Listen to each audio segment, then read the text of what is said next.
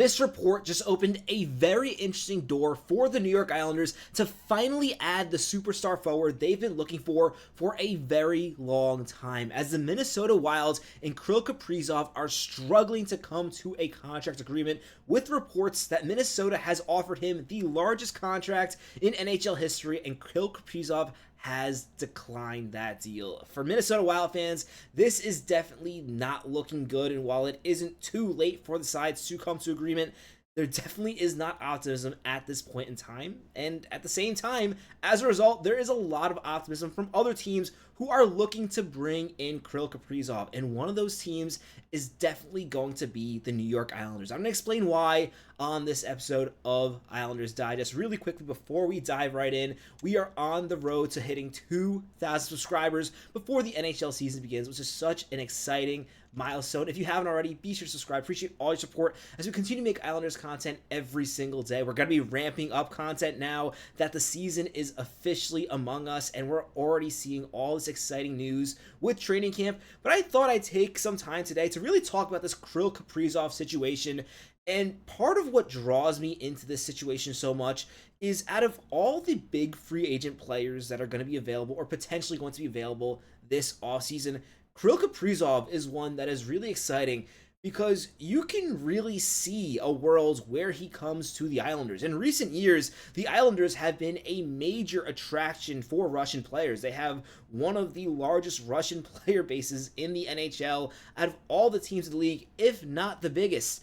And to make it even more interesting, they're also a team that has a lot of optimism in terms there are a lot of young players, and therefore, there's a lot of excitement for the future, which makes it easier for players to want to sign for the team. And when you combine that with the fact that the Islanders have $28 million of cap space next season, and keep in mind, the only players they have to resign or can resign if they want to are Anders Lee and JG Pageau. So assuming they let both those players go, that is going to be a lot of money they have to spend without really any concerns in filling a lineup. They have a ton of opportunity to bring in a big player this offseason or during this season. And I will say too, I believe this year or next year is going to be the year where the Islanders finally land a big fish. Throughout this franchise's history, they have not done well in free agency. They lost John Tavares. They really have never signed a big fish to really elevate the team. I think that's going to change, and a part of that is having Mathew Schaefer. Again, they're going to be picking twice more in this draft. And in addition, there's just a lot of optimism around this team, both in terms of the young core and also players to play with. I mean, some teams, they might have the future to offer you, but they don't have a Mathew Barzal and Bo Horvat for you to play with right now. The Islanders is a really interesting balance, and when you throw in Ilya Sorokin, a goaltender who gives you a chance to win in the playoffs every single night, there's a lot of reason why a player why you can see a star player deciding, hey, I want to make a lot of money, and I want to do it with a chance to win, and the best place to do that is the New York Islanders. And let's talk in particular about Krill Kaprizov. At the end of this video, I'm going to talk about two other players I've been eyeing as potential targets for the Islanders in free agency, and I think really the biggest issue with this idea of Krill Kaprizov potentially coming to the Islanders currently is that whole free agency element of the conversation. I know it's way too early to be talking about free agency, and perhaps that is the biggest obstacle for the Islanders when it comes to Krill Kaprizov. I truly believe Matthew Darche gets into a room with Krill and his agent and pitches his plan. Krill is going to be really excited about what's happening on Long Island. The question is if he can get there. We know from Frank Saravelli that Krill Kaprizov's camp has turned down an 8-year extension worth $128 million. You do the math, that is $16 million per year. That would make him the highest paid player in the NHL by $2 million. And yes, keep in mind, the salary cap is still going up, but this is an insane amount of money, especially when you consider Mitch Marner signed for $12 million just this offseason. We're going to see some absurd contracts. And to be fair, it's really hard to make an argument that Krill Kaprizov is not worth this type of money or even a little bit more. Now, there is some questions on whether or not this is official, and I think Bill Guerin, the GM of the Wild's comments, speak volumes. He said, "I know two things. That info did not come from us, and it did not come from Krill's agent. I don't know where it came from.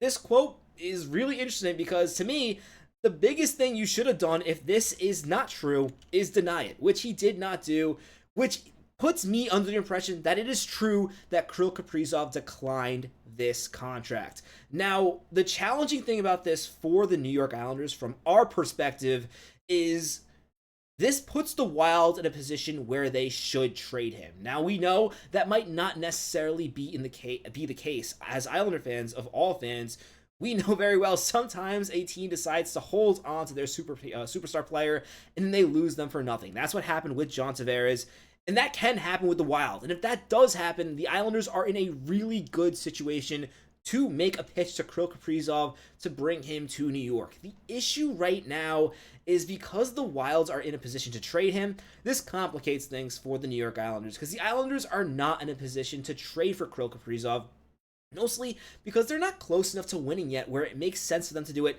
this season. This season is supposed to be a year where the Islanders see what they have. While I will say the Islanders have the assets to trade for almost every player in the NHL. That's an advantage you have when you have such a deep prospect pool while also having good players on your roster.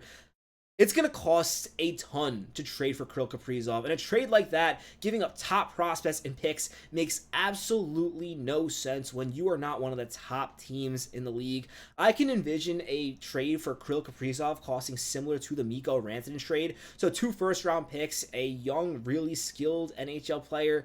The Islanders can technically make that work, but ideally, it does not work for them. There is a scenario where I guess you can trade the Colorado pick, their first-round pick next year, and maybe one of their young roster players who is not one of the core players of the future. But it'd be hard to make that work. And being realistic, it's hard to imagine a scenario where that's going to be the best offer on the market. So because of that, while this is opening the door for the Islanders to sign Krill Kaprizov, there is a lot that still needs to happen for this to make sense. The best case scenario for the Islanders is if this player hits free agency. And the exciting thing about this offseason, or at least what we're hoping this offseason is going to be, is because of all the money that is now available due to the salary cap going up, we might finally see more players hit free agency. Because again, the same way the Islanders have a ton of money for Krill Kaprizov, who would absolutely be a game-changing player for the Islanders. Didn't really talk about his stats in this video yet because I figured I did not need to. The Islanders, if they have an opportunity to bring in a player like Krill Kaprizov, in terms of signing him in free agency, they 100% have to take that shot. I mean, I know he has missed games in several NHL seasons. There is a valid injury concern, but when he's healthy, in an 81 game season, I apologize, a few years ago, he put up 108 points. This year, he missed half the year, but he was on pace to have 112 points.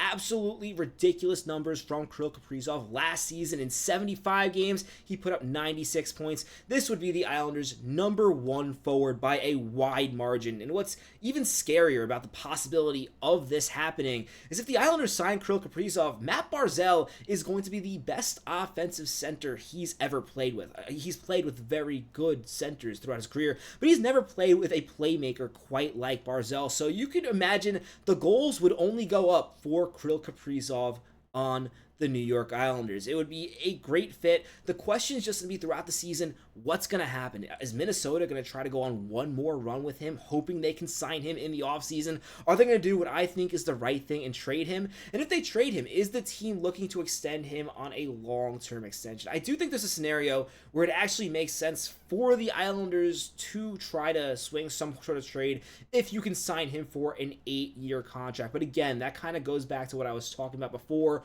where it would cost you a lot of future assets, but you don't want to give up your best future assets, right? You don't want to give up the Islander first round pick in this year's draft. Next year's draft, it's a different story, especially if you're bringing in Krill Kaprizov. But this year's draft, you definitely don't want to give up that pick. And again, you don't want to give up one of the top 5 prospects in the system. The big 5 that we've been talking about all summer. Can't be giving up any of those guys. And again, that's an issue because that's obviously what Minnesota is going to want. Again, I'm not saying it's likely that the Islanders are able to swing a trade for him. I'm just talking about different options. And for me, the most realistic option, I think this is a legitimate option if he makes it, is free agency. I really think the Islanders are going to sign a big free agent this offseason. That's not just me being optimistic. That's me looking at the amount of cap space they have, the way Matthew Darche operates as a general manager, and the optimism around the franchise. Because a big thing about signing players is, yeah, you can have all the money in the world. If nobody wants to sign for your team, if your team looks like it's going to be terrible for the next 8 seasons, it's not going to happen. What's special about the Islanders going into this future now is any players signing an 8-year deal, or in free agency, it would be a 7-year deal this season, and then next year, a 6-year deal. You can look at the Islanders, considering they have Matthew Schaefer, one of the best prospect pools in the entire NHL, with already a decent core. And you can figure you're going to be competing for the cup, not for just the first year, not for the second year, but all 7 years of that contract, which is something that not a lot of teams can offer, while also offering to live in a place like Long Island, a place where there's a lot to do, considered a good place to live. That's something that a lot of Islander players have talked about recently, how they get traded to the Islanders and they fall in love with the area. And as a result, I think it's finally going to be the year that something big happens. And I will note, Krill Kaprizov is not the only player the Islanders can add. I have been looking at some other players that I think I can see a possibility. I'm not going to be talking about Connor McDavid coming to New York Islanders. That doesn't really make that much sense. That's absolutely pipe dream thinking. But I think there's a real possibility that a player like Alex Tuch could potentially decide to sign for the New York Islanders, or even a player like Martin Necas, who seems to be really frustrated with things and how they're going in Colorado. A thing that I've noted with him that several people have discussed, apparently he wants to be more of a center full time, and most teams have not committed to that. With the New York Islanders, currently Matt Barzal is playing center, but he can play wing. It would be pretty easy to move Matt Barzal back to win and give Matt Martinikas a chance to be the center that he wants to be. But let me know about this in the comments below. Do you agree with me that this is finally going to be the summer that the Islanders sign a big free agent? Do you think it's too early to be discussing this? I'd love to know your thoughts on this in the comments below. My prediction is if Krill Kaprizov hits free agency, Islanders are going to sign him. That sounds crazy. It's way too early before the season. This is the time for crazy takes. I really think there is a possibility of this. I don't think this is just crazy thinking. There's a lot here that makes sense. And if not him, I do believe the Islanders are silently going to bring in a big free agent this year. But I'd love to hear your thoughts. As always, if you haven't already, be sure to subscribe to the channel. I'm your host, Patrick Nilan. Catch you on the next episode of Islanders Digest. Let's go, Islanders.